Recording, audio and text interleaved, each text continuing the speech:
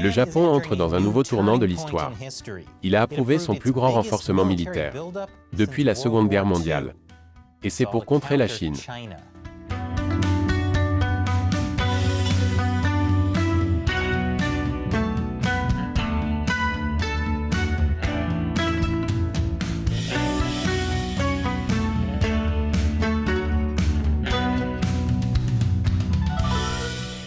Bienvenue à Chine non censurée, je suis Chris Chappell. Le Japon est une nation pacifiste depuis qu'il a été vaincu par les États-Unis pendant la Seconde Guerre mondiale.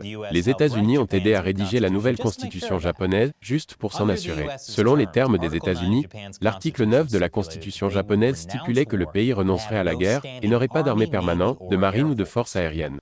Les États-Unis étaient tellement en colère contre le Japon pour leur avoir déclaré la guerre en 1941 qu'ils ont dit « C'est fini, vous n'êtes plus autorisés à faire la guerre. Et si vous le faites, ça veut dire la guerre. » Le Japon a interprété l'article 9 pour autoriser les forces d'autodéfense. Mais elles ne sont pas censées avoir des capacités offensives. Cependant, cela a commencé à changer sous l'ancien Premier ministre Shinzo Abe. Il savait que la Chine était une menace pour le Japon et le reste du monde, c'est pourquoi il a augmenté les capacités militaires du Japon et fait pression pour obtenir une justification légale, afin d'aider les alliés qui sont attaqués. Même après l'assassinat d'Abe en début d'année, le Japon continue de renforcer ses capacités militaires en raison de l'invasion de l'Ukraine par la Russie et des menaces de la Chine contre Taïwan.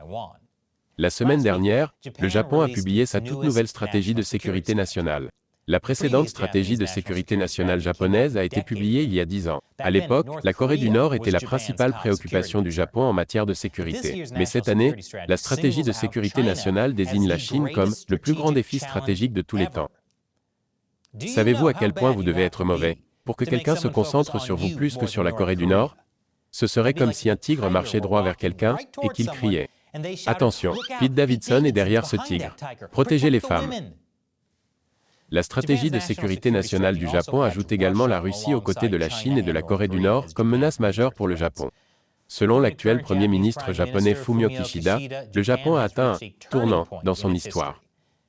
Il réagit à ce changement en approuvant son plus grand renforcement militaire depuis la Seconde Guerre mondiale. Ce qui a poussé certains grands-pères à crier « Je savais que ce jour viendrait ». Ils ne faisaient que nous bercer d'un faux sentiment de sécurité avec leurs robots, leurs dessins animés et leurs filles à chat. Le Japon doublera son budget de défense d'ici 2027, passant de 1% à 2% de son PIB. Ce qui peut sembler peu, mais c'est une augmentation d'environ 315 milliards de dollars sur les 5 prochaines années. Ce qui fait que la plupart des Américains qui ont vu le budget militaire américain se sont écriés « C'est tout, c'est adorable, calme-toi, grand-père ». Ce n'est pas une coïncidence si le Japon veut que ce soit fait d'ici 2027. De nombreux responsables militaires pensent que la Chine veut pouvoir envahir Taïwan d'ici 2027. Ce que le Parti communiste chinois nierait évidemment en disant « C'est absurde. Nous voulons envahir Taïwan bien plus tôt que 2027. » Taïwan est vital pour les intérêts du Japon. Si la Chine devait envahir Taïwan, elle pourrait attaquer les forces américaines et japonaises stationnées dans les bases militaires du Japon. Le Japon veut empêcher que cela ne se produise. Avec son nouveau budget de défense, le Japon deviendrait le troisième plus grand dépensier militaire du monde, derrière les États-Unis et la Chine. Où ira tout cet argent? Croisez les doigts. Robot de style Catgirl? Je vous le dirai après la pause. Bienvenue à nouveau. Le Japon augmente ses dépenses militaires pour dissuader la Chine. En plus d'améliorer son infrastructure militaire, sa cyberdéfense et ses missiles, le Japon a déjà fortifié ses îles, ajoutant plus de contre-torpilleurs équipés d'Aegis, développe des chasseurs à réaction de 6e génération et fabrique des drones de combat pour assister les chasseurs. Et enfin, le Japon construit un vrai Gundam. Du moins, je l'espère. Selon les nouveaux documents sur la sécurité nationale du Japon, l'augmentation du budget militaire du Japon sera également consacrée à la fortification des infrastructures publiques comme les aéroports pour accueillir les avions militaires, à l'amélioration du transport et du stockage des munitions et du carburant, ainsi qu'à des subventions pour le développement de l'industrie de la défense nationale. Attendez, le Japon essaie d'améliorer ses transports? C'est comme entendre que le Canada essaie d'améliorer la poutine. Je ne pensais pas que c'était possible. Pour moi, vous êtes parfait. En outre, plus de 7 milliards de dollars seront consacrés à l'amélioration des capacités cybernétiques du Japon et environ 60 milliards de dollars à de nouveaux missiles et à la défense antimissiles. Selon les médias japonais, cela inclut jusqu'à 500 missiles Tomahawk de fabrication américaine, ainsi que de nouveaux missiles de fabrication nationale, capables de frapper des cibles ennemies à 1000 km de distance. Il s'agit du type de missile qui pourrait théoriquement être utilisé pour des frappes préventives sur des bases militaires. Et les avions hypersoniques ne sont pas exclus. Vous savez ce qui ne devrait pas être exclu non plus. C'est un énorme changement par rapport à la conception traditionnelle de l'autodéfense au Japon. Il y a un an encore, certains experts n'auraient pas imaginé que les Japonais soutiennent ce type d'initiative en matière de sécurité. Mais aujourd'hui, une majorité de Japonais considèrent que la capacité de frappe des bases ennemies est nécessaire. Encore une fois, parce que la Chine est une telle menace. Je me demande si cela rend la Corée du Nord consciente d'elle-même. Eh, regardez-moi, ne suis-je pas effrayant? Pourquoi n'avez-vous plus aussi peur de moi? Le gouvernement japonais contourne les contraintes juridiques en qualifiant les frappes sur les bases ennemies de capacités de contre-attaque, en insistant fortement sur leur nature défensive.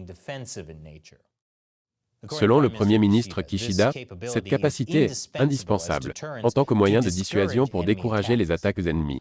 En outre, l'armée, la marine et les forces d'autodéfense aérienne du Japon sont placées sous un commandement conjoint.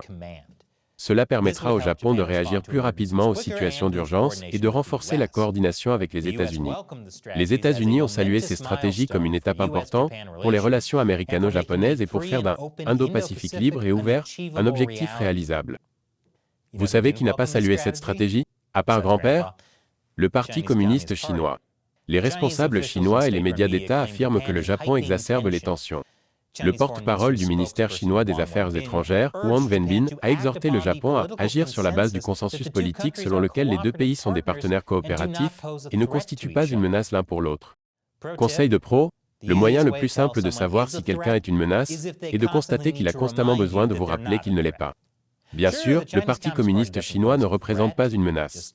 Il suffit d'ignorer toutes les fois où ils ont empiété sur les eaux japonais, volé des technologies japonaises et encouragé la haine anti-japonaise. Plus tous ces missiles que la Chine a lancés près des îles du sud du Japon. Même la Corée du Nord regarde ça comme « ouais, on a compris maintenant. Nous pourrions même faire de la Chine notre menace numéro 1. » Pour le Japon, c'est une étape proactive pour contrer la Chine, mais il y a quelques défis. Je vous dirai ce qu'ils sont, juste après la pause. Bienvenue à nouveau. Le Japon est confronté à plusieurs défis majeurs s'il veut renforcer son armée. Tout d'abord, de nombreux pacifistes sont toujours opposés à l'idée de donner au Japon une puissance qui pourrait théoriquement lui permettre de frapper d'abord d'autres pays. Et il n'y a pas de consensus clair sur ce qui constitue une attaque armée. Bien que l'attaque armée japonaise dont j'ai le plus peur implique des tentacules. Si vous le savez, vous le savez. Certains estiment que le Japon peut recourir à la force, même si l'ennemi n'a pas encore attaqué tant que le Japon détecte une attaque imminente. D'autres estiment que le Japon ne peut recourir à la force qu'après avoir été attaqué en premier. Mais au-delà de la politique, le Japon doit également relever certains défis logistiques. Comme l'a démontré la guerre en Ukraine, la guerre consomme beaucoup de munitions. Le Japon n'en a pas assez. Historiquement, le Japon n'est pas doué pour stocker de grandes quantités de munitions. En plus de cela, de nombreux dépôts de munitions du Japon deviennent trop vieux. Si le Japon veut augmenter ses stocks de munitions, y compris de missiles, il doit construire de nouveaux dépôts ou moderniser les anciens. Le pays connu pour ses trains à grande vitesse est à court de balles. Jusqu'à présent, environ 70% des munitions du Japon sont stockées sur l'île d'Hokkaido, au nord. Si le Japon veut réagir rapidement dans l'Indo-Pacifique et réduire les pertes dues à une première frappe chinoise, il pourrait avoir besoin de davantage de dépôts de munitions répartis dans le sud. Selon l'un des principaux journaux japonais, le gouvernement japonais prévoit de construire environ 70 dépôts de munitions d'ici 5 ans et 130 d'ici 2035. Aussi, je suis presque sûr que « dépôt de munitions » est le nom d'un magasin au Texas. Et il y en a probablement plus de 130. Les munitions ne sont pas le seul défi logistique auquel le Japon doit faire face. Il doit également investir davantage dans ses capacités aériennes et navales. À la fin de la décennie, le Japon ne disposera que d'une trentaine de C-130H et de C-2. Ce n'est pas suffisant pour soutenir un conflit sur plusieurs îles. La situation est encore pire en ce qui concerne son équipement maritime. Seuls 3 LST de la classe Ozumi constituent les capacités de transport maritime lourd du Japon. Bien sûr, comment faire tout cela sans argent? Pour le Japon, payer pour tout cela sera un problème éprouvant. Littéralement. La question de savoir si le gouvernement devra couvrir ses dépenses accrues par des obligations d'État, des réductions de dépenses ou des augmentations d'impôts fait débat. L'émission d'obligations poserait un énorme problème, car la dette du Japon représente déjà plus du double de son PIB. En d'autres termes, le Japon doit 2 fois plus que ce qu'il gagne. Ce qui fait que la plupart des Américains fauchés crient « C'est tout, c'est mignon ». Pour l'instant, le Premier ministre japonais dit vouloir augmenter les impôts de l'équivalent de plus de 7 milliards de dollars par an, et non en recourant à l'emprunt. Nous devrons voir comment ils obtiennent tout l'argent, parce que s'ils ne peuvent pas obtenir ces fonds, leurs Gundam finiront par ressembler à ça. Et maintenant, pour remercier tous mes merveilleux fans qui soutiennent Chine non censurée via le site de financement participatif Patreon, ou la plateforme de médias sociaux exclusive Local, je vais répondre à l'une de vos questions. La question d'aujourd'hui vient de Ian Pendleton sur Patreon. Je regarde vos épisodes depuis environ 4 ans maintenant, mais je ne pense pas avoir déjà vu quelqu'un dans cette émission parler de la diplomatie du chat guerrier, utilisée par le gouvernement taïwanais. Est-ce que cela a déjà été discuté dans le passé, ou est-ce que cela n'a jamais été abordé pour une raison quelconque?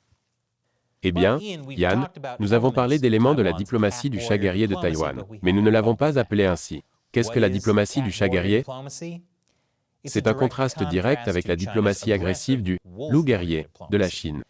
Taïwan utilise son pouvoir diplomatique doux, ou chat guerrier, pour contrer les attaques contre sa souveraineté, en se présentant comme une nation pacifique et éprise de liberté, par opposition à une Chine belliqueuse.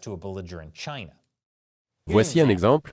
Lorsque le Parti communiste chinois a interdit les importations d'ananas taïwanais pour nuire à l'économie de l'île, Taïwan a rebaptisé ces ananas « ananas de la liberté ».